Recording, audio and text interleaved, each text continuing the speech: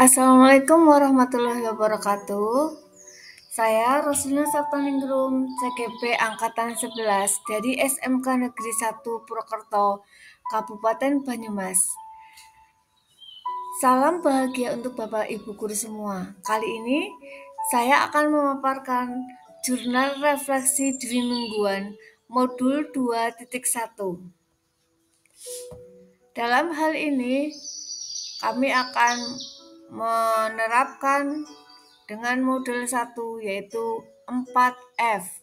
Peristiwa, pembelajaran, penerapan.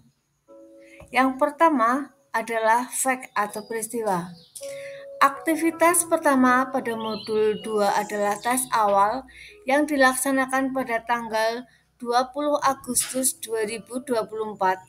Pada tanggal 20 Agustus 2024 di modul 2.1 di bagian mulai dari diri, saya membuat refleksi diri kondisi kelas yang saya ajar saat ini.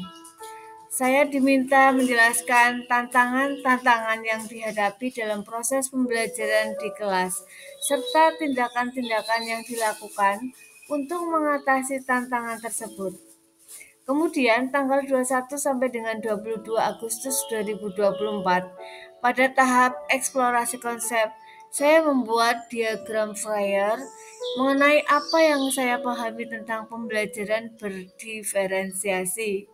Dalam ruang kolaborasi yang dipandu oleh Bapak Siswa Purwanto selaku fasilitator dan didampingi oleh Ibu Winda Prasepti selaku pengajar praktek.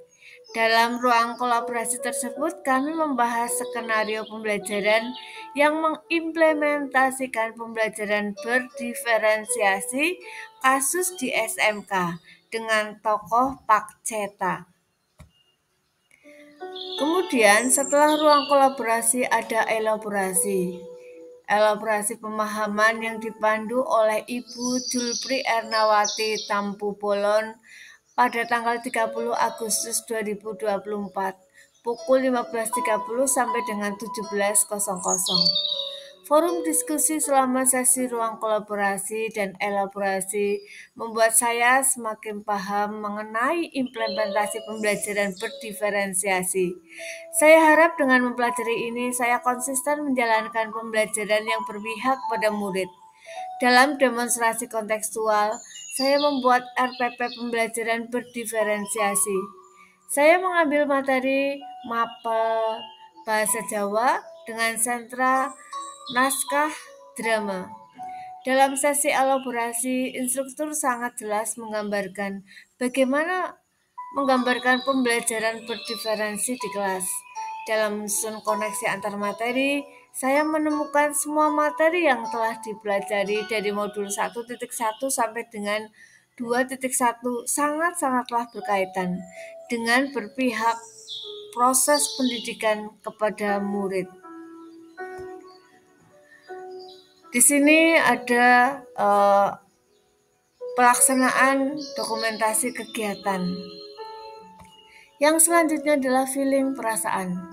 Saat pertama saya melihat judul materinya pembelajaran berdiferensiasi, saya masih belum familiar, walaupun pernah ada yang pernah memperkenalkan tentang kata-kata berdiferensiasi. Namun setelah membaca rangkaian materi pada LMS, saya baru memahami ternyata pembelajaran berdiferensiasi adalah pembelajaran yang dibutuhkan oleh murid, pembelajaran yang memenuhi kebutuhan murid sesuai minat murid. Saya merasa senang mengikuti dan mendapatkan kesempatan untuk mempelajari modul ini. Pembelajaran berdiferensi karena memang saya kadang hanya menyajikan satu media saja pada pemberian materi. Sedangkan kebutuhan siswa atau gaya belajar siswa itu sangatlah beragam. Ada siswa yang belajar melalui audio, visual, dan kinestetik. Dengan keberagaman gaya belajar siswa, maka seorang guru harus dapat memenuhi kebutuhan belajarnya. Begitu juga dalam menyajikan produk hasil belajar.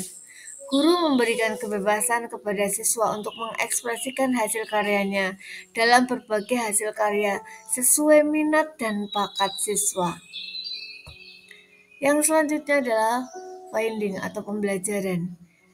Di sini informasi, pengetahuan, dan pengalaman baru akan diterima oleh saya sebagai calon guru penggerak, pemimpin pembelajaran. Salah satu aplikasi nyata bagaimana seorang guru harus menghamba pada murid adalah mengintegrasikan pembelajaran berdiferensiasi terhadap pelaksanaan dan penilaian.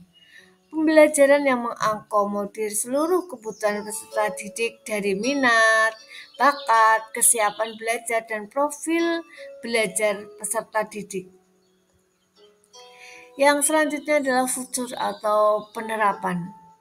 Agar pembelajaran berdiferensi dapat diselenggarakan secara efektif, maka perlu pemetaan kebutuhan belajar murid berdasarkan kesiapan, minat, dan profil belajar murid agar guru dapat menentukan perbedaan konten, proses, serta produk dalam kegiatan pembelajaran. Data pemetaan bisa diperoleh dari data murid pada tahun atau semester sebelumnya, bisa melalui angket, kuesioner, melalui pengamatan atau wawancara dengan sama rekan guru, wali murid, atau dengan muridnya langsung. Pembelajaran berdiferensi bukan sesuatu yang baru, namun sudah dilaksanakan oleh semua guru. Namun terkadang guru lupa dan ingin selalu di posisi zona nyaman dengan tidak memenuhi kebutuhan belajar siswa. Dengan mempelajari modul pembelajaran berdiferensi, guru diingatkan kembali, dibangkitkan lagi semangatnya agar terwujud merdeka belajar dengan pembelajaran yang berpihak pada murid. Demikian pemaparan dari kami, semoga menginspirasi. Salam guru hebat, tetap semangat. Assalamualaikum warahmatullahi wabarakatuh.